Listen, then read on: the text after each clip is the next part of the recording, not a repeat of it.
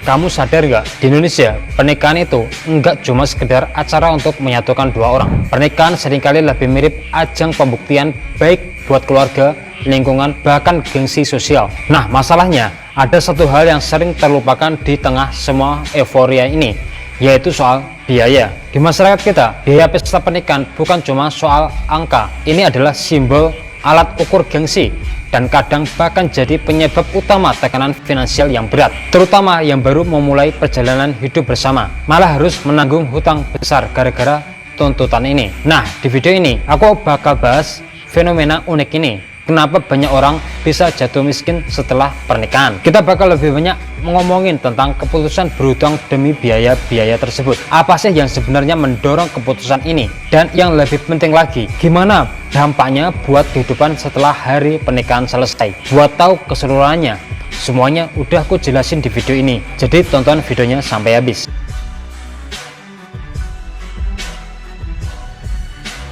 Kamu pernah dengar nggak cerita orang yang tadinya pengen bikin pernikahan sederhana, tapi tiba-tiba berubah gara-gara tekanan sosial? Ini adalah realita yang dialami banyak pasangan di Indonesia.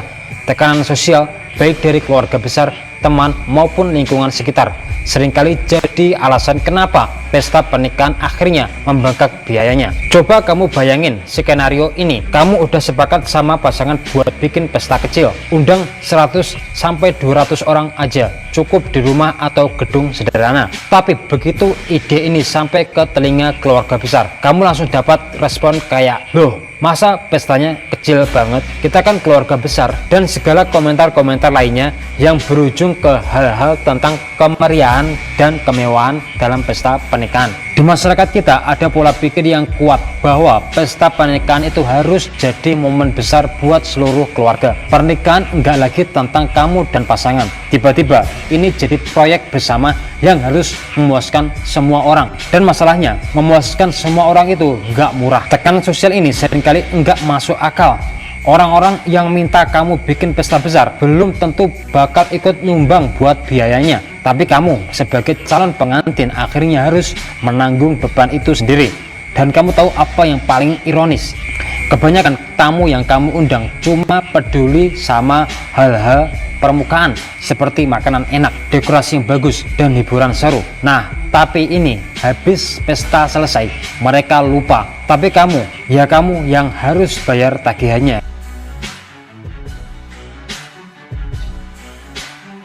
Ini poin yang gak kalah penting. Di banyak tempat di Indonesia, pernikahan sering dijadikan simbol status sosial. Makin mewah pestanya, makin tinggi derajat keluarga kamu di mata masyarakat.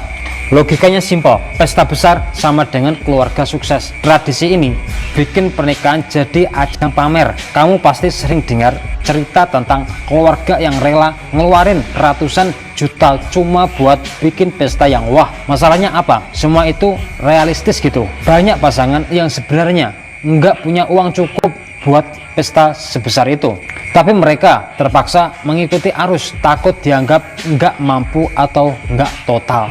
Bahkan ada orang tua yang mendesak anaknya buat bikin pesta besar dengan alasan, nanti keluarga kita kelihatan kecil kalau pestanya sederhana. Padahal realitanya pesta mewah itu nggak ada hubungannya sama kebahagiaan pernikahan. Semua dekorasi mahal, makanan enak, dan hiburan mewah itu cuma bertahan sehari, tapi hutangnya bisa bertahan bertahun-tahun.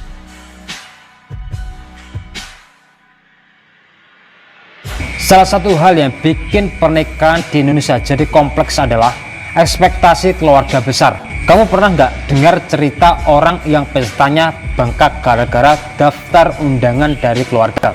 Ini tuh sebenarnya cerita yang udah banyak di masyarakat kita. Di banyak keluarga ada pola pikir bahwa pernikahan anak adalah momen keluarga besar buat bersinar. Keluarga besar pengen mengundang semua orang, tetangga, teman lama, saudara jauh yang sudah lama nggak ketemu.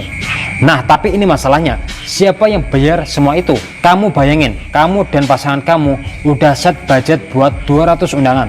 tapi tiba-tiba keluarga besar minta kamu tambah 300 orang lagi. Kamu nggak enak buat nolak karena kamu juga takut, karena kamu bakal banyak tekanan di sini dari keluarga besar terutama, dan sebagian besarnya bakalan ngelayanin apa yang keluarga mau karena kamu udah susah banget buat menghindar. Ekspektasi ini bikin pasangan baru terjebak. Mereka nggak punya pilihan selain nurut walaupun harus ngutang demi memenuhi permintaan keluarga. Dan yang lebih ironis, setelah pesta usai, banyak dari keluarga besar ini yang lupa bantu pasangan baru buat bayar hutang yang mereka.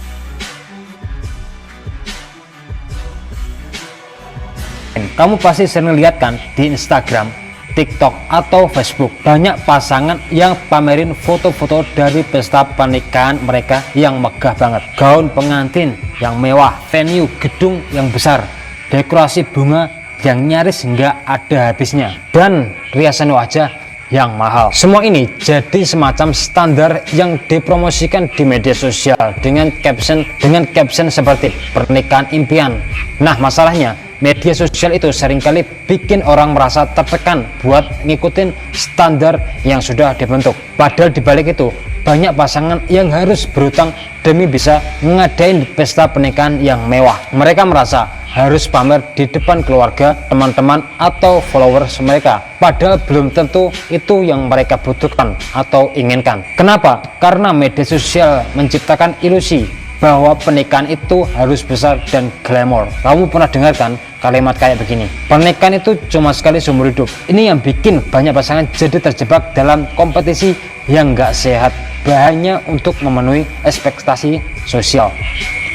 Nah, namun di sisi lain ada juga pasangan yang malah viral karena memilih nikahan sederhana. Mereka nggak ngadain pesta besar, mereka cuma nikah di KUA, ngundang keluarga dan teman dekat. Dan banyak dari mereka yang justru lebih bahagia karena bisa fokus ke makna pernikahan itu sendiri, bukan ke meriahnya pesta. Dan mereka dapat banyak dukungan positif di media sosial karena orang-orang mulai sadar bahwa kebahagiaan itu nggak perlu pakai pesta besar. Akhirnya, meskipun media sosial sering nunjukin kebahagiaan yang terlihat sempurna, kenyataannya banyak pasangan yang lebih bahagia dan stabil secara finansial setelah memilih pernikahan sederhana. Yang penting adalah bagaimana membangun masa depan bersama, bukan seberapa pesta yang kamu adakan.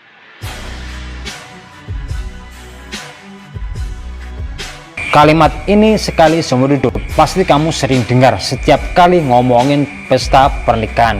Ini adalah argumen klasik yang sering banget dipakai buat justifikasi semua pengeluaran besar yang kadang nggak masuk akal. Tapi kamu pernah nggak berpikir lebih dalam soal kalimat ini?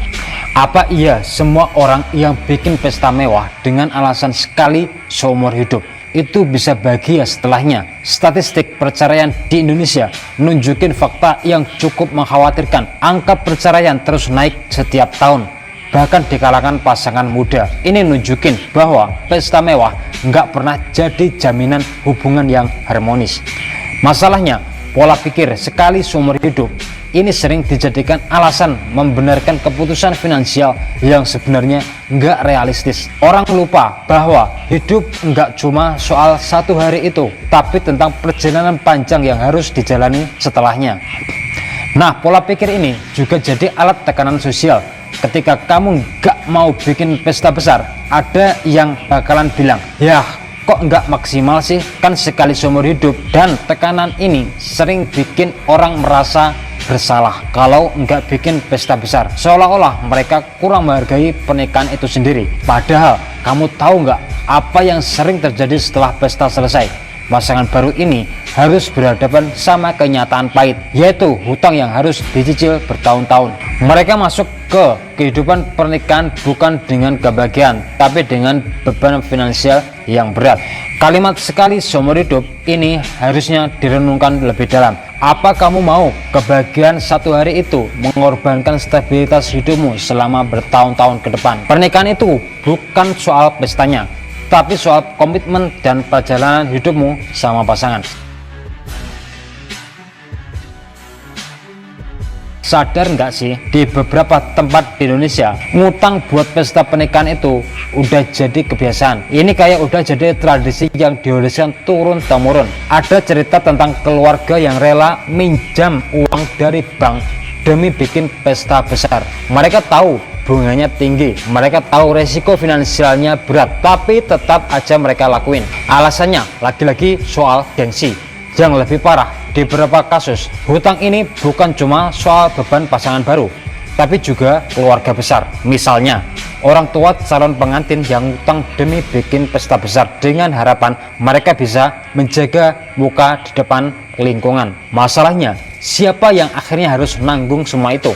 Budaya ngutang berpesta pernikahan ini sebenarnya adalah lingkaran setan. Pasangan yang baru menikah seringkali masuk ke kehidupan rumah tangga dengan kondisi finansial yang minus.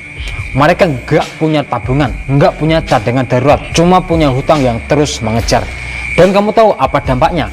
Siklus ini terus berulang ke generasi berikutnya. Tradisi ini harusnya mulai kita pertanyakan, apa iya gengsi lebih penting daripada stabilitas hidup pasangan yang baru menikah? Apa kita mau terus hidup dalam budaya yang memprioritaskan kemasan daripada isi?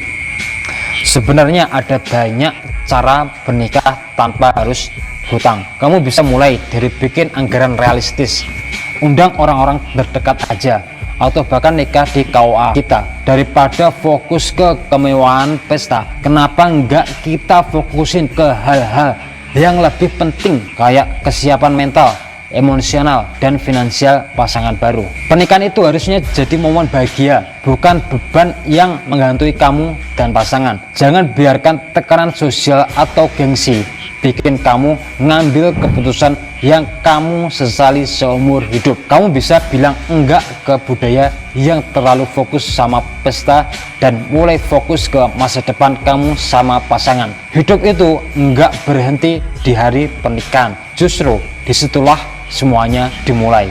Gimana menurutmu? Tulis pendapat kamu di kolom komentar.